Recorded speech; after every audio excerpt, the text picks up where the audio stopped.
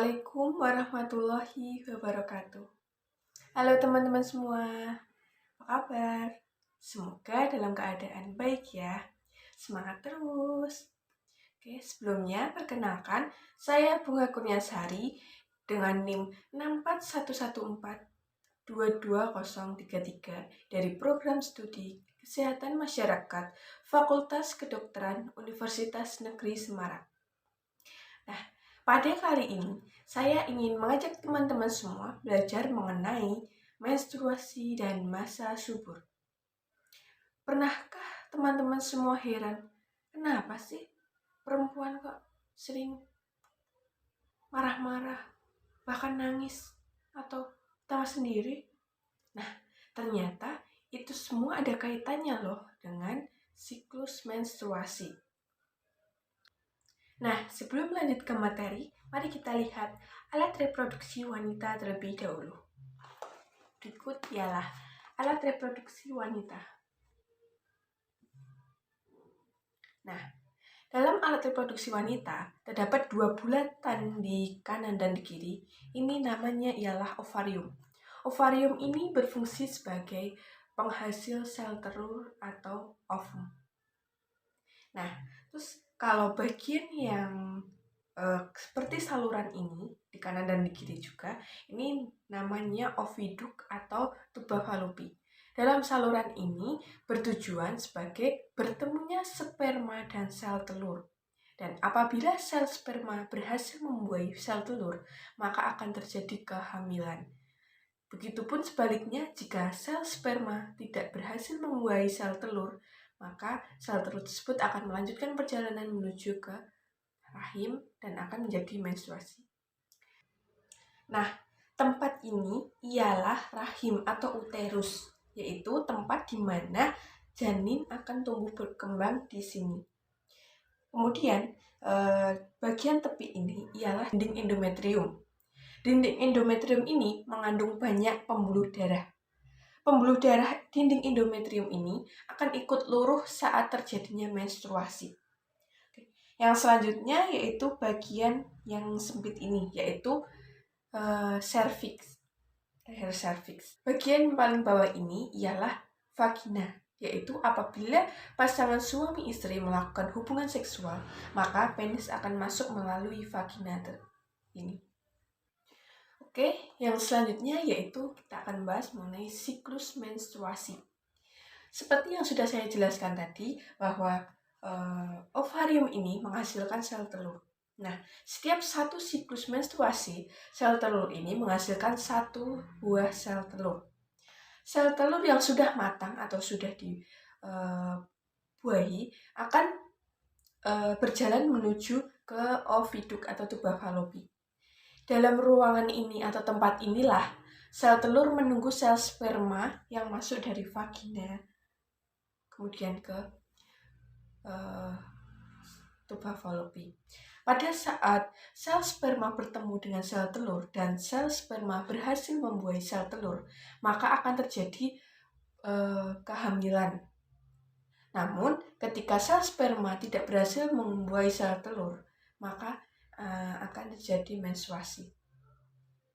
Nah, jika tidak terjadi pembuahan, maka sel telur akan berjalan menuju ke dinding rahim dan menempel.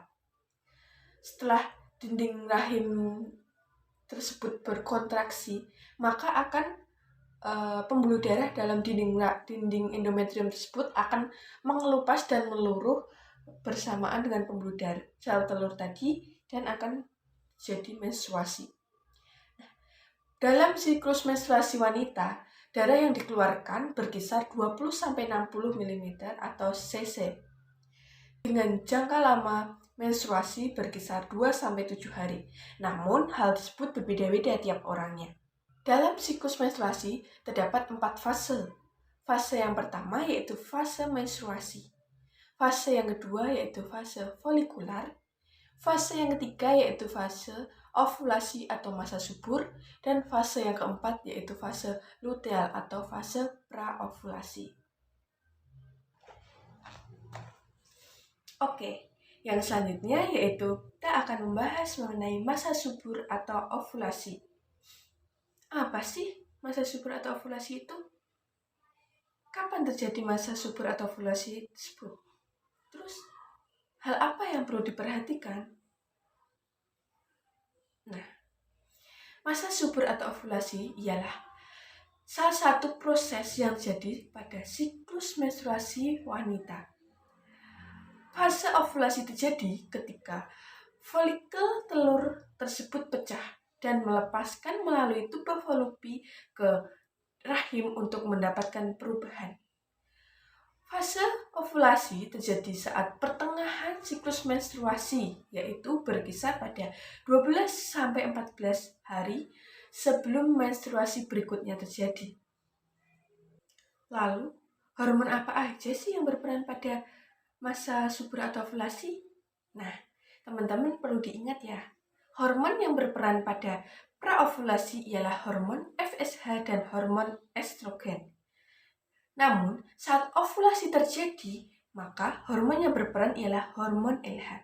Sedangkan pada pasca ovulasi, hormon yang berperan ialah hormon progesteron. Lalu, apa sih fungsinya mengetahui masa subur atau ovulasi tersebut? Yang pertama, yaitu dapat menunda kehamilan. Jika seorang pasangan suami istri ingin melakukan KB alami, yaitu tanpa menggunakan KB pil atau KB suntik atau KB spiral, maka pasangan suami istri dapat melakukan hubungan seksual pada saat tidak mengalami masa subur. Misal, saat mengalami menstruasi atau sebelum mengalami menstruasi. Yang kedua, yaitu dapat mengatur aktivitas.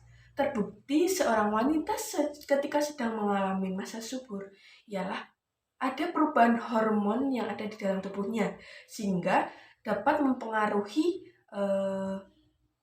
mood dari seorang wanita tersebut. Maka, dengan mengetahui kapan jadinya masa subur atau ovulasi, aktivitas seseorang akan lebih terjamin dan dapat lancar menjalankan aktivitas sehari-harinya. Yang ketiga ialah dapat pengendalian tubuh. Dengan kita mengetahui kapan terjadinya masa subur, maka kita dapat mengendalikan tubuh kita dengan baik, yaitu dengan adanya kita mengetahui hal tersebut, kita dapat mengurangi terjadinya stres dan dapat melakukan kegiatan dengan senang. Lalu, apa sih ciri-ciri wanita yang mengalami masa subur atau ovulasi tersebut?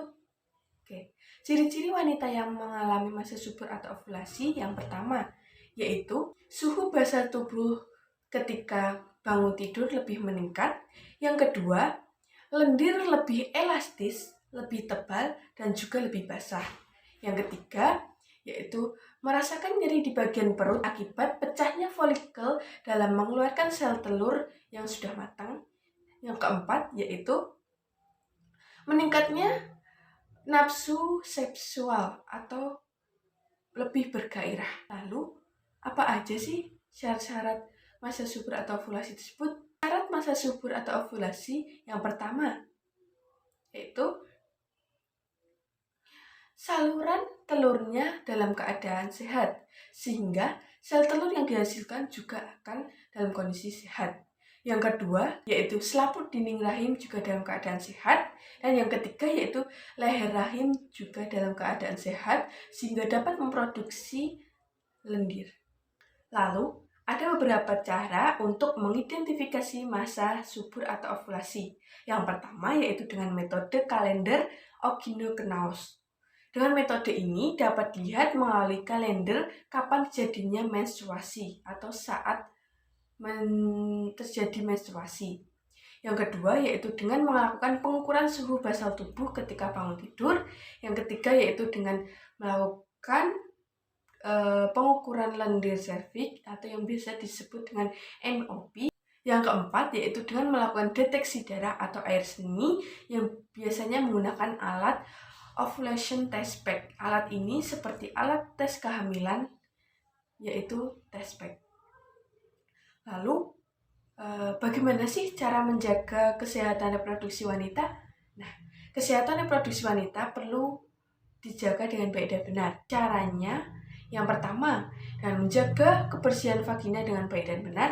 Yang kedua, menjaga perilaku seksual yang beresiko. Yang ketiga, yaitu melakukan screening kanker serviks. Yang keempat, menjaga pola hidup sehat. Yang kelima, yaitu menghindari kebiasaan merokok atau kebiasaan meminum minuman beralkohol. Oke, di sini sebelum menutup perjumpaan kita pada kali ini, saya ada sedikit jargon. Menjaga reproduksi itu sehat, maju cerdas, peduli sesama. Sekian yang dapat saya sampaikan, kurang lebihnya mohon maaf. Wabillahi taufiq wal hidayah. Wassalamualaikum warahmatullahi wabarakatuh. See you.